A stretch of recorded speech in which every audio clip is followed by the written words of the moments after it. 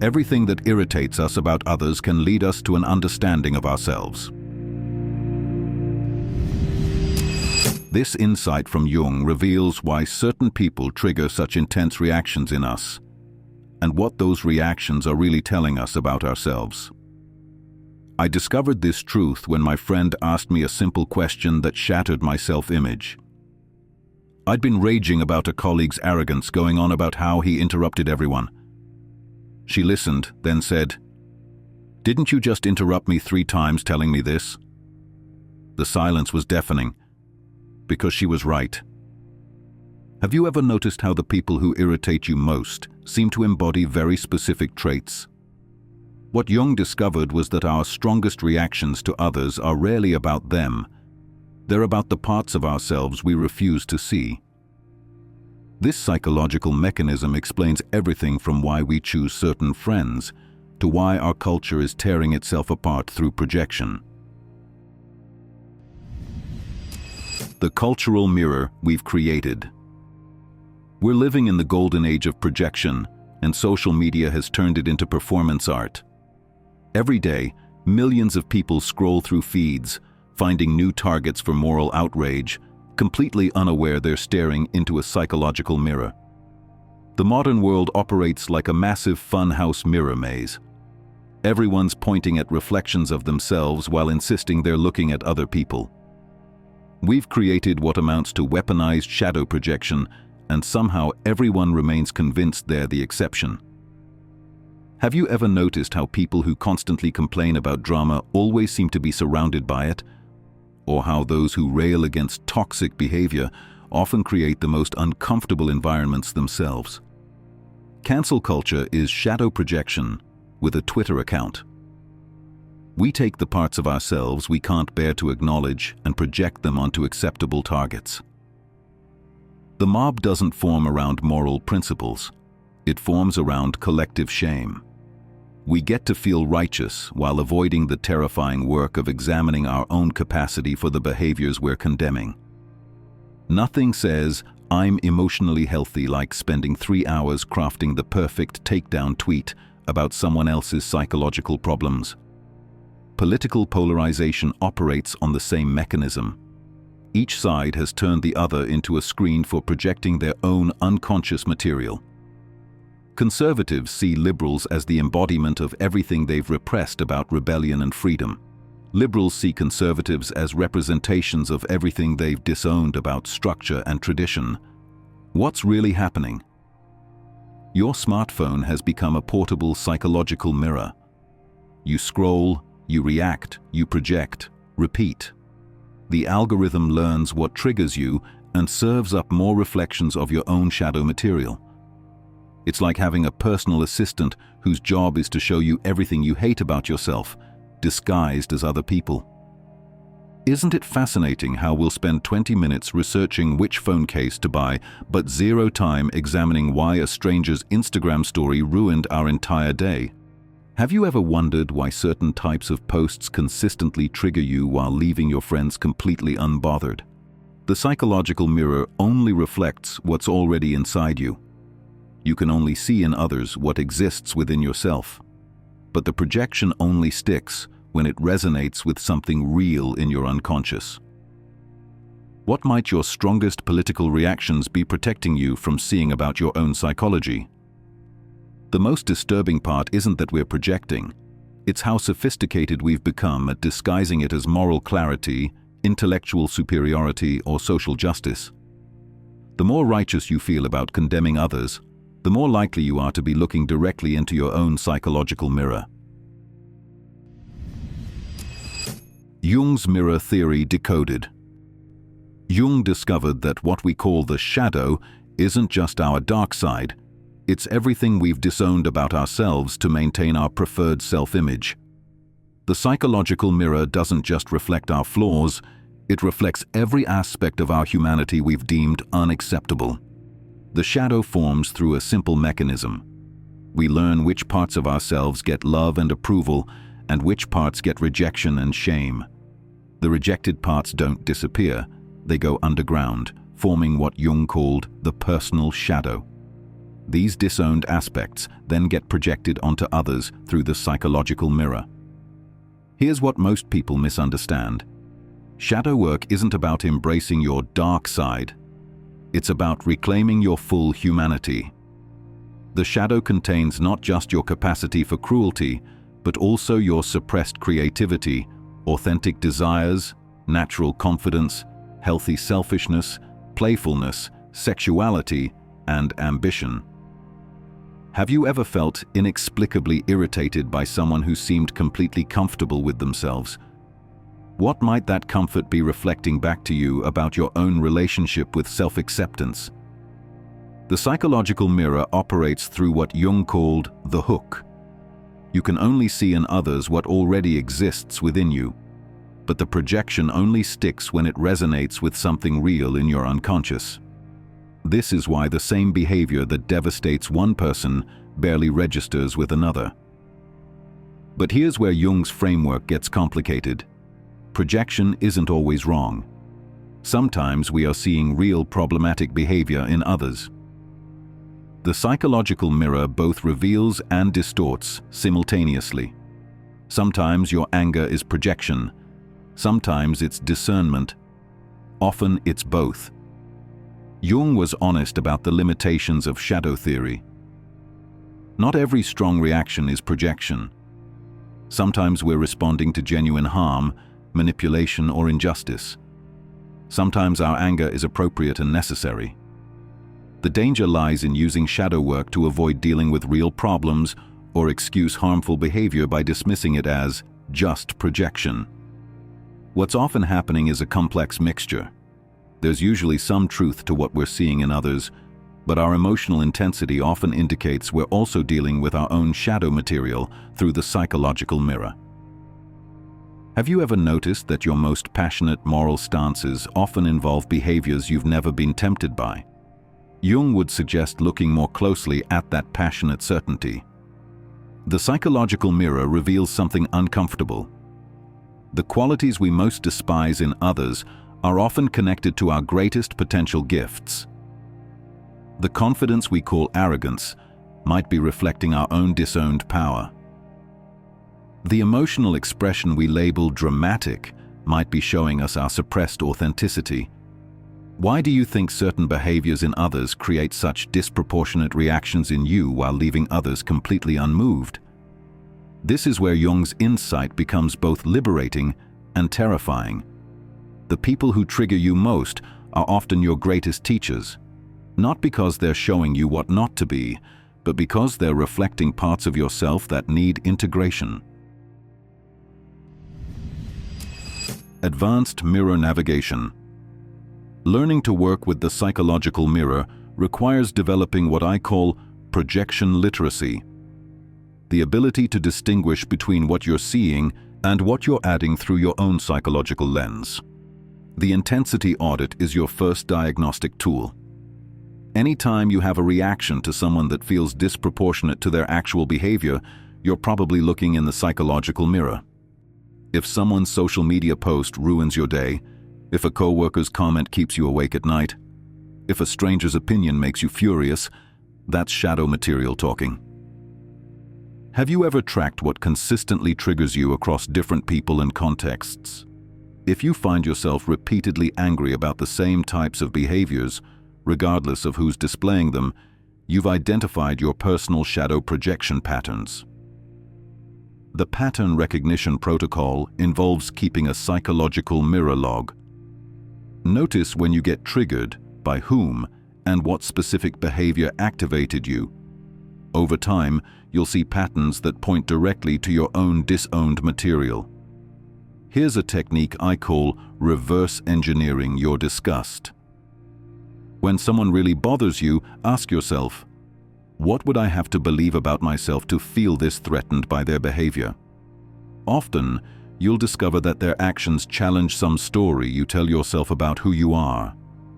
Isn't it interesting how we never think to judge people for qualities we've fully integrated?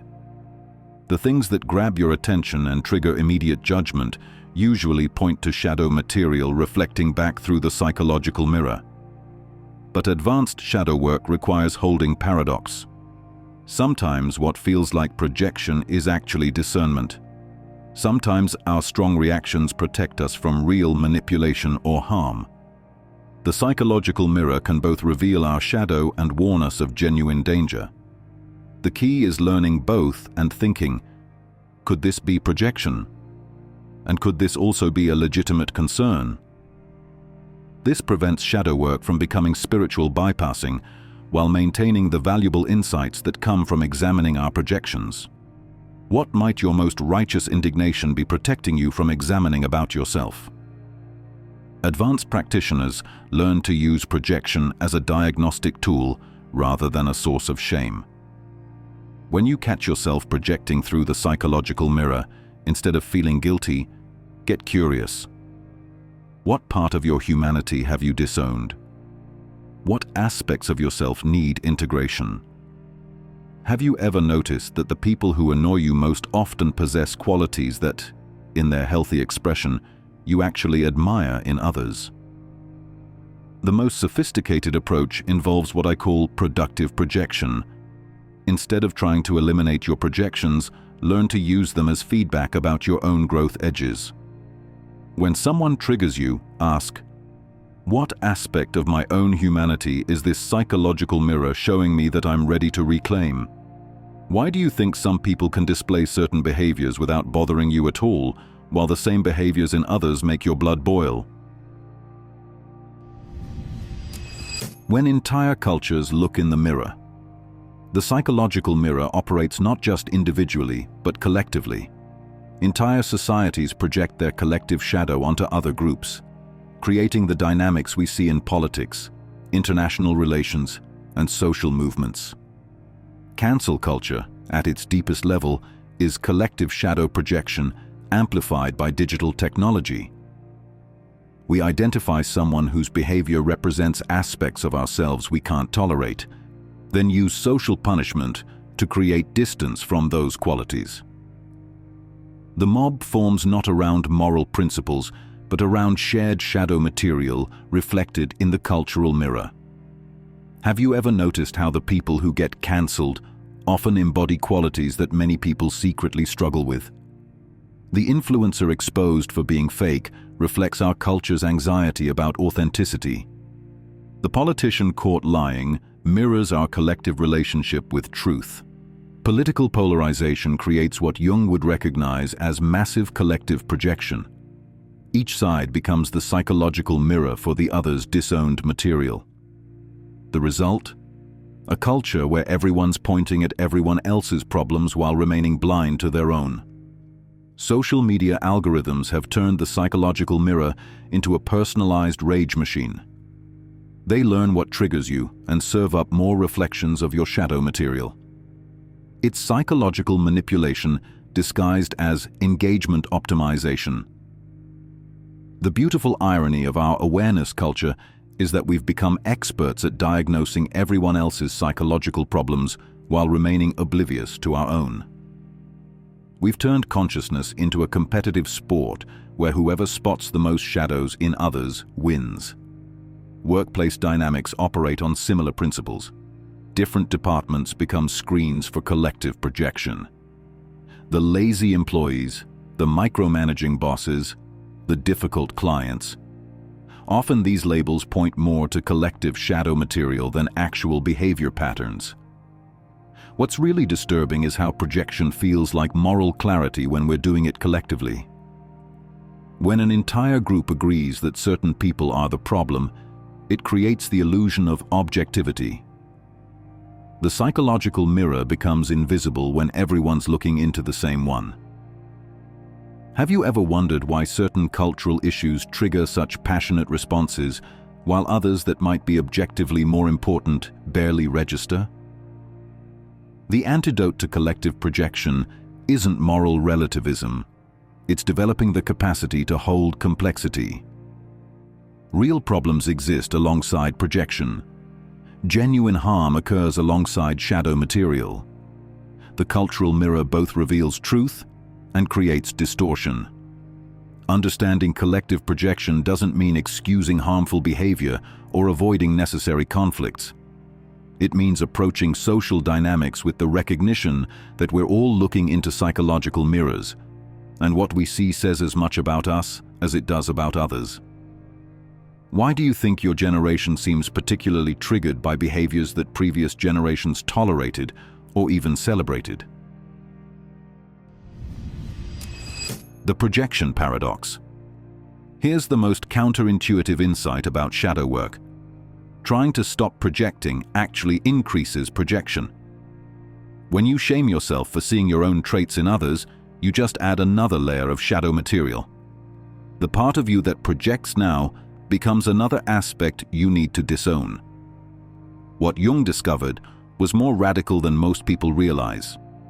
The people who trigger you most are often showing you not what's wrong with you, but what's missing from your conscious self-image. The psychological mirror isn't revealing your flaws, it's revealing your wholeness. Have you ever noticed that the qualities you most despise in others are often connected to your greatest potential gifts? The confidence you label as arrogance might be pointing to your own disowned power. The emotional expression you call attention-seeking might be reflecting your suppressed authenticity. This is where shadow work gets dangerous for your reputation. Integrating your shadow often makes you less popular, not more. When you stop projecting your power onto others, you become more powerful, which threatens people who are still projecting theirs. When you integrate your shadow material, you become less predictable, which makes people uncomfortable. The psychological mirror works both ways. As you become more conscious of your projections, you also become more aware when others are projecting onto you. This can be isolating because you start to see how much human interaction is based on projection rather than genuine connection. Isn't it fascinating how the very people who preach authenticity often become most upset when you actually start being authentic? Real shadow integration doesn't make you a better person in the conventional sense. It makes you a more complete person, which includes your capacity for all human qualities, both light and dark. This completeness can be threatening to people who are still split off from their own complexity. The most sophisticated approach to shadow work involves what I call conscious projection. Instead of trying to eliminate your projections, you learn to recognize when you're looking in the psychological mirror and extract the valuable information it contains. Have you ever noticed that once you integrate a shadow quality, you stop being triggered by it in others? The psychological mirror no longer has anything to reflect. But here's what nobody talks about. Shadow work never really ends. Just when you think you've integrated some aspect of yourself, life presents you with a new mirror that reveals another layer of disowned material. The goal isn't psychological perfection, it's developing a more conscious relationship with your own complexity. What might you be avoiding by staying focused on other people's psychological problems instead of examining your own? The ultimate paradox of shadow work is that the more you embrace your own capacity for the behaviors you judge in others, the less you need to judge them. When you own your own arrogance, manipulation, selfishness, and pettiness, other people's versions of these qualities become less threatening and more understandable. Living consciously with your mirror. After years of working with shadow material, I can tell you the uncomfortable truth. You never fully master the psychological mirror. You just develop a more honest relationship with it. I still project onto people. I still find myself getting triggered by behaviors that mirror my own unconscious patterns. The difference is that now I catch myself faster, and I've learned to treat my projections as information rather than truth about other people. The people who irritate me most are still pointing me toward aspects of myself I haven't fully integrated. My political reactions still reveal my own shadow material. My moral outrage still often contains elements of projection. But instead of feeling ashamed about this very human tendency, I've learned to get curious about what the psychological mirror is showing me. Have you ever noticed how shadow work changes your relationships? When you take responsibility for your own projections, conversations become less about who's right and more about understanding what's happening psychologically. The goal isn't to achieve some state of enlightenment where you never project. The goal is to develop enough self-awareness that you can recognize when you're looking in the psychological mirror and use that recognition for growth rather than drama. This means staying curious about your strongest reactions. It means questioning your most righteous indignation. It means being willing to consider that the people who trigger you most might be showing you something important about yourself. But it also means maintaining your discernment. Not every reaction is projection. Sometimes people really are behaving badly. Sometimes your anger is appropriate. Sometimes boundaries are necessary. The psychological mirror both reveals and distorts, and learning to work with it requires holding this complexity. What I've discovered is that conscious projection can actually improve your relationships. When you recognize that your partner, friends, and colleagues are all serving as psychological mirrors for you, you can take responsibility for your own reactions while still addressing legitimate concerns about their behavior. Have you ever tried asking someone who triggered you, "What you're doing reminds me of something I do. Can you help me understand the difference between what you're doing and what I'm seeing?" The ultimate insight isn't that projection is bad, it's that projection is inevitable. We're all walking around with psychological mirrors, reflecting aspects of each other's humanity back and forth. The question isn't whether you'll project, but whether you'll do it consciously.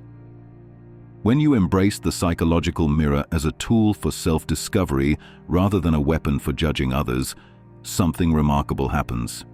You become genuinely curious about people who trigger you instead of defensive or attacking. Why do you think the people closest to you often trigger your strongest projections? What might that be teaching you about intimacy and authenticity? Jung understood that becoming conscious doesn't mean transcending your humanity. It means embracing it completely. And that includes your capacity to see yourself in others, to project your disowned material onto acceptable targets, and to mistake your psychological mirror for objective reality. The work isn't to stop being human. The work is to be human more consciously. And sometimes, that means recognizing that the person who just ruined your day might be showing you exactly what you need to see about yourself. The psychological mirror will always be there, reflecting your disowned humanity through other people. Your choice is whether to use it for growth or let it use you for drama. Whether to see it as information or mistake it for truth. Whether to let it make you curious or let it make you righteous. What if everyone who triggers you is actually offering you a gift? The chance to reclaim another piece of your own wholeness. Now, I'm curious. What's one quality you consistently judge in others that you might be ready to examine in yourself? Drop a comment and let's explore this psychological mirror together. Because recognizing our projections is how we transform them. And if you found this exploration valuable, subscribe to Keys to the Psyche. We dive deep into the psychological patterns that shape our lives, helping you understand yourself and others with the kind of insight that actually creates change.